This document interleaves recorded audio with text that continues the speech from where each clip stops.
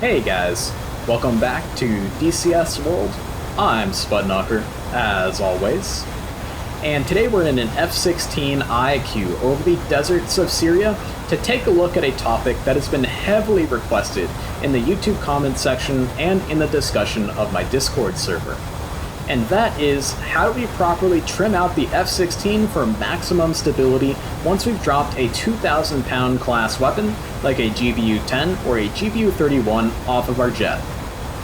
With the smaller aircraft in DCS like the AV-8B, JF-17, or the F-16 we have in front of us, it can be almost an upset-like situation when we drop one of these large weapons off of our wings. With our jet here today, we've got a very detrimental loadout to the stability of our aircraft about the longitudinal axis for when we drop one of these GBU-10s. The Iraqi Air Force, of course, is unable to use the AIM-120 AMRAAM on their F-16I queues. With a more Western-centric loadout for, say, an American or a European F-16, you're going to see AIM-120 AMRAAMs on your wingtips. This is going to add to the stability of your jet for when you drop one of these large weapons off of your aircraft, because having those bigger, heavier weapons further out on the wings, on your wingtips, is going to add a higher rotational moment about the longitudinal axis to help maintain a little bit more stability. This is why you see on the AV-8B Harrier the external drop tanks further out on the wings than the heavier weapons that are further inboard, so that way there's less of a change in the rotational moment about the longitudinal axis of your AV-8. So beyond just reducing wing flutter in the F-16, those AIM-120 AMRAAMs on your wingtips serve a very good purpose when you're flying air-to-ground missions. However, this loadout here will represent a non-Western owned F-16, as well as if you've expended some of your air-to-air missiles fighting your way in towards the target area. So with that in mind, let's go ahead and get started, guys. Alrighty guys, welcome back to the office of our F-16I queue. And we'll get right into how to try to keep your jet as stable and trimmed out as possible when dropping one of these large 2,000 pound class weapons off of your little F-16.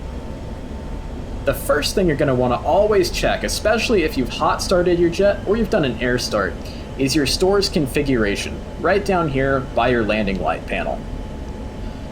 When the jet is hot started or when it's air started, it is always set by default to category 1. If you have 2,000 pound class weapons on your jet, or you have more than one external fuel tank, you always want to make sure you're in category 3. This is going to protect your aircraft from over-G stresses when having such large and heavy loadouts on your pylons, but it's also going to help dampen out your controls and make things a little less touchy for when you do actually drop one of these weapons off of your aircraft. Second thing we're going to do is we're going to open up our controls indicator so that way you guys watching on YouTube can see exactly what I'm doing with my stick and with my trim at any one time. The large diamond represents where my stick is, whereas the smaller diamond represents my trim as I trim the aircraft left, right, up, and down. So that way you guys will be able to see exactly what I'm doing with my controls to maintain stability and allow my weapon to guide on the laser right down to our target. So let's go ahead and set up a target for us to do a bomb run on. I'll go master arm on, laser arm on, we'll go to air to ground master mode, we'll go to our targeting pod, we'll come over and we will select CCRP for our drop mode. We're dropping singles, of course, for our demonstration today. And we'll zoom in on the capital city of ISIS, quote unquote. And we'll go ahead and drop our GBU-10 on one of these captured M1 Abrams tanks that they're using to defend their quote unquote capital city. And we'll start to follow the azimuth steering line. Now the main thing that's really going to help you guys when it comes to dropping these large weapons off of your small jets in DCS like the AV-8B, the JF-17, or the F-16 we're in now is anticipation. Staying ahead of the aircraft, always knowing what's going to happen before it happens. And by that, I mean always know what the default sequence of the weapons coming off your jet is, or use the systems of your aircraft to know exactly which weapon is going to fall off your jet first. In the F-16, the left-hand GBU-10 or GBU-31 always comes off the aircraft first if you haven't pressed the missile step button. What you'll see me do is immediately after I drop the weapon, I'm going to start rolling the jet further and further to the left in order to maintain a level flight attitude.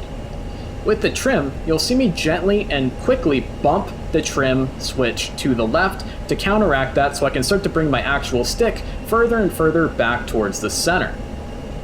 I'm going to try and do this as quickly as possible after I drop the weapon, in order to make sure that we don't get into an unstable flight attitude after we get the weapon off of our aircraft.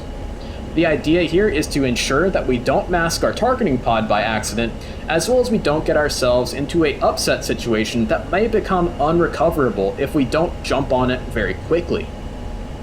Keep in mind that in your F-16, when only flying around with a single 2,000-pound class weapon on your jet, you're not going to be nearly as maneuverable as you're usually used to in the F-16. So when you have a MiG jump you who's trying to prevent you from dropping your second weapon, or a SAM is fired at you from the ground, or a stream of tracers coming up from a AAA battery looks like it's getting too close, I highly recommend going for the emergency stores jettison button in order to get rid of that second 2,000-pound class weapon and get some maneuverability back. You'll find that even just maneuvering the aircraft around the battle space in a level flight attitude is going to be incredibly difficult with only one of these weapons on your aircraft. So we've got 50 seconds left to our weapon drop, so let's go ahead and push up the throttle now that we're done a bunch of talking, so that way we can get closer to actually dropping this weapon on our target.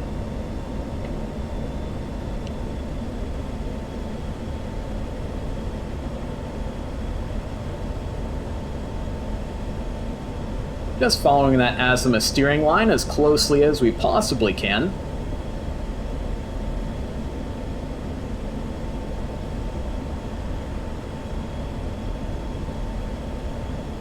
"10 seconds to drop. Here comes the bomb release indicator. Pressing and holding our weapons release button, just as predicted. And we're going to roll the jet to the left and try to maintain as level of a flight attitude as possible. When you're first starting off, I recommend just hand flying the aircraft just like this until you actually get your weapon impact. Keep in mind that if you need to, put two hands on your stick and fly the jet with two hands, so that way you can use your left hand to press any buttons on your HOTAS that may be needed, such as my pressing the expand button to zoom in and out our view on our targeting pod.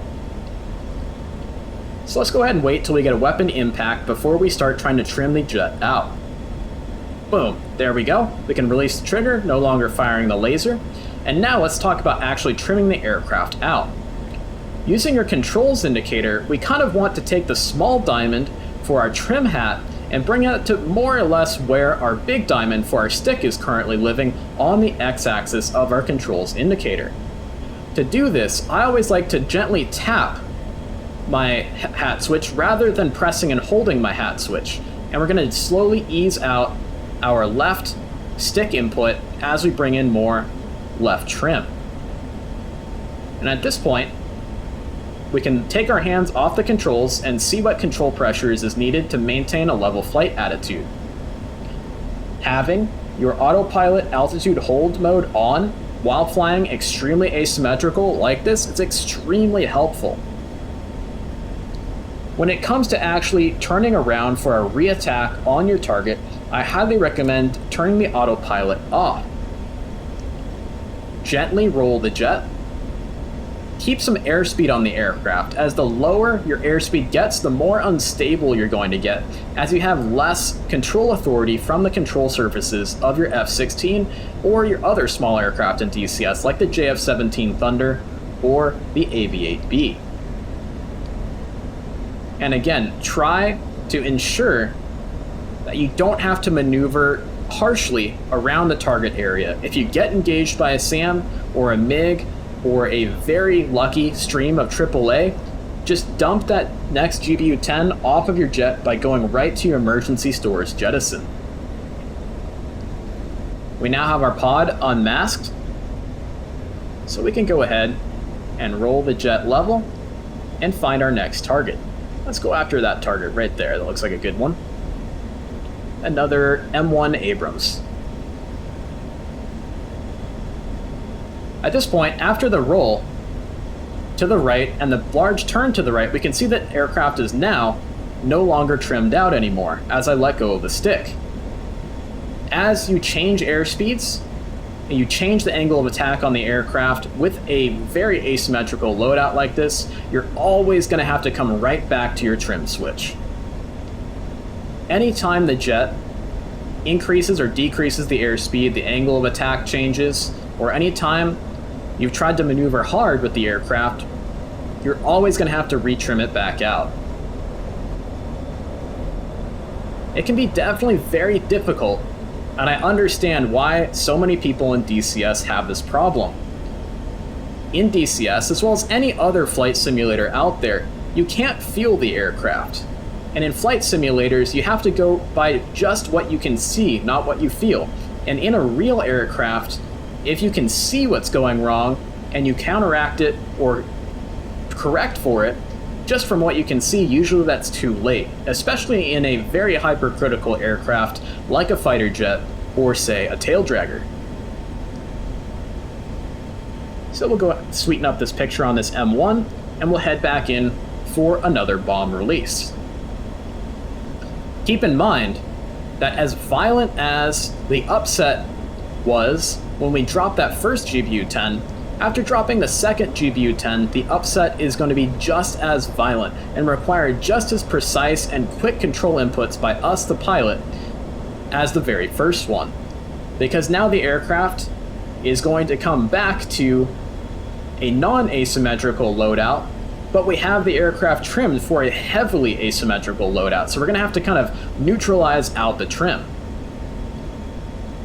So we're kind of bringing us back to the ASL. We can see that if I let go of the stick, we're rolling off to the right, so a little bit more left-hand trim. Always tapping very quickly and precisely on the trim hat rather than pressing and holding the trim hat, because you're likely to over-trim the aircraft very, very easily. We'll get the altitude hold on now that we're flying nice and straight and level on our second bomb run.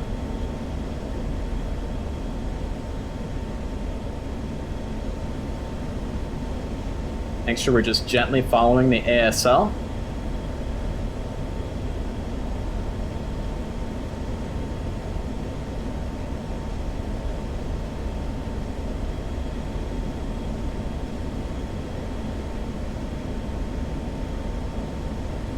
Press and hold the weapon release button. There she goes, and you can see that I'm now having to hold the jet off to the right. You can also bring in some right rudder pedal, and that can help you as well. We'll start to fire the laser here. And again, I like to hand fly the aircraft as much as possible until I get the weapon impact before I potentially mess up my view from the targeting pod by trying to trim the aircraft out prior to the weapon impact. Alright, here it comes. Any second. Impact. Nice shot. Alright, now we're just going to gently tap on our right hand wing down trim switch until we get it back to the center. And now everything is recentered back up, and we're back to a very highly maneuverable and very deadly F-16, ready to ward off any MiGs or dodge any SAMs who may come after us on our egress from the target area. So have an awesome day out there, guys. Happy Veterans Day, happy Remembrance Day, and fly safe and stay healthy out there, guys.